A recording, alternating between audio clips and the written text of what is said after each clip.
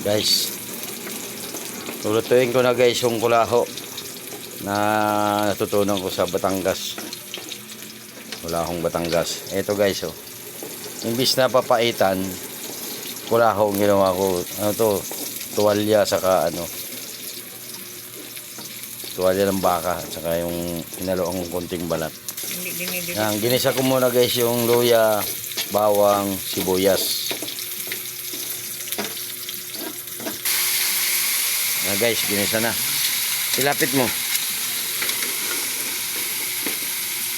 Ayan na guys, ginisa ko na guys. Yan. Durog na. Lambot na nga.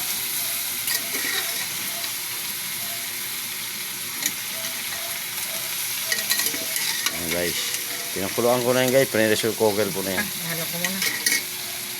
Meron pa yan. Okay na yan. Gasalin mo rin yata yan. Salin lang dito. Hindi na. Okay na yan. Ayan na guys. May Tanpulots na naman. paminta na ba to? Wala pa. Lagyan mo na.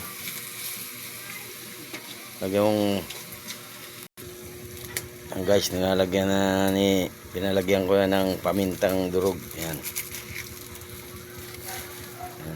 Ayan. Dali. Sige. Ayan na guys. Nalagyan kong bitsin.